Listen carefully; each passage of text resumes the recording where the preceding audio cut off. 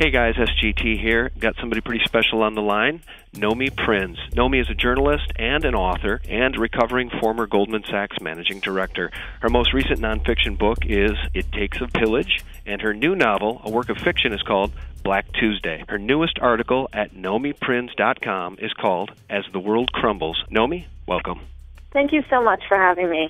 Well, it's a real thrill and an honor, actually, to be able to speak with you. We've heard you interviewed on the Alex Jones program. We've heard you interviewed on Max Kaiser, and I have so much to ask you. But the first question out of the gate is, as a former managing director of Goldman Sachs, how did you escape with your soul intact?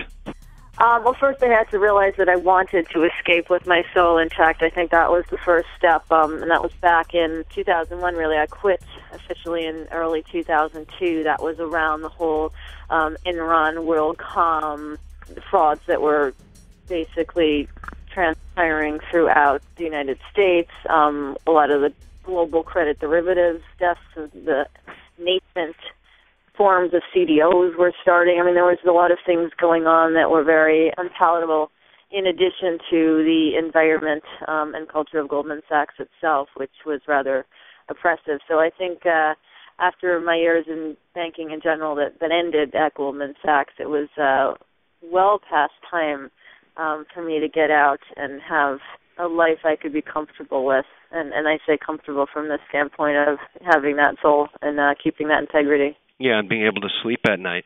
Tell me a little bit about the culture at Goldman Sachs. What type of culture is it over there? It just seems like such a viper's nest. Well, it is, and it certainly was when I was there. The thing about Goldman, and, I'd worked at Lehman, which is dead, and Bear Stearns in London and so forth, but the difference, they definitely have, a very competitive internal focus. I found when I got there that, for example, systems and analytics that I had created, or the types of which I created at Bear, where I could actually look at the downside of transactions that a customer might get involved in, were things that weren't given funding internally at Goldman. It was sort of like, okay, fine, whatever, let's just try and figure out ways to sell this, not tell our customers why it might be bad. And I remember one particular managing director partner at the time told me that my clients really were upper management at Goldman and not the outside clients that I'd been used to engaging with over the years, and that didn't really sit well with me either. Yeah, so your servant was senior leadership, the CEO, the board.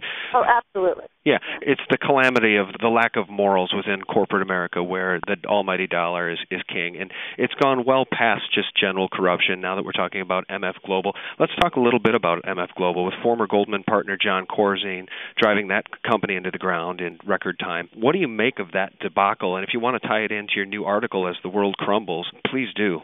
I think there's still all this information coming out of MF Global, but what's the most bizarre is that, what was originally $600 million of missing customer funds is now $1.2 billion of missing customer funds. And I look at the reports of how this has been captured in a lot of the media, and it's just odd to me that anyone thinks that money just sort of went missing, as opposed to, it was mixed illegally, it was mingled fraudulently, it was used probably to pay off margin calls on bigger bets that MF Global was making, and that is the beginning of a Ponzi scheme, and probably had there been more of an up and down movement in the market relative to the bets that MF Global was making, there might have been periods where customer money was used, put back, but that never got a chance to happen, so my guess is it was disused and lost. Period. And, there's still some cash in the till there, but I think there's going to be a lot of fighting over how that works out in bankruptcy court and who gets it. JP Morgan, of course, is the global trustee and so forth, and, they're going to want to be first in line there. So I think it's a disaster, and the ironic other part of the disaster is that Jon Corzine has basically been very, very quiet about what's happened, and that there's been no indictment. There's just this going along with the message of money being, missing, and that's unbelievable to me, given how, for example, there's no problem arresting tons and tons of protesters across the nation, for standing in the wrong place right. in the Occupy movement. Right. Well, I just wanted to weigh in on the Jon Corzine. Don't you find it interesting that the mainstream media is not routing this out? I mean, if they wanted to hang out somebody, take a look at Bernie Madoff. They'll do a perp walk, and it'll be on every news network 24/7. Now, in the case of Corzine, he's one of the precious insiders. He's rubbing elbows with the Obama administration. He's a protected man. He's a mafioso. I mean, I don't know how a common man can look at it any other way. Yeah, he is protected. He is connected.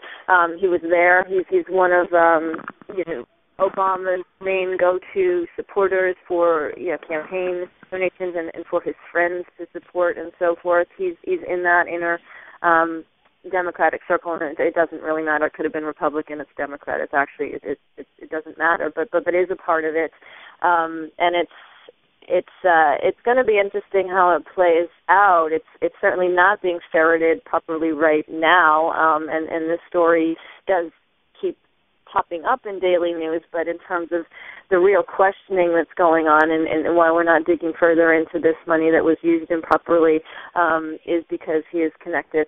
Although I have this feeling, there is no honor among thieves. That's kind of the going saying. And right. If there is a point at which it seems politically untenable to support Corzine, or if there is an investigation that you just cannot ignore, I wonder if there'll be a kind of a settlement. I don't really think I don't know if there'll be an indictment because it is Corzine, but some sort of an ongoing settlement or something that somehow is reached. But I think that's going to play out over years, not days or months. So, it is, you play with the big boys, you're one of the big boys, and you get protected by the big boys until it becomes more expedient for them to distance themselves. Mm-hmm. It helps to be the one who brings money into Washington when you're facing, things like criminal fraud. Let me ask you this. Have you seen that clip of Joe Biden admitting that when the Obama administration was ushered into power, right during the first days, they talked about potentially having to do a banking holiday, and they picked up the phone and called Jon Corzine to talk about it? The first question they want to raise with us is whether we might have to call a bank holiday on the day after we were sworn in. Ladies and gentlemen, the president and I weren't back there blaming Jon Corzine then. You know what we were doing?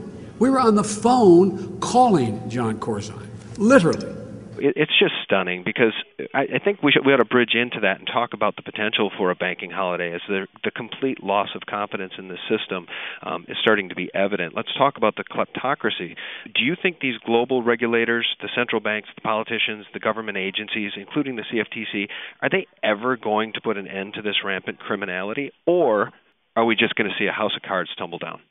I think it's the house of cards.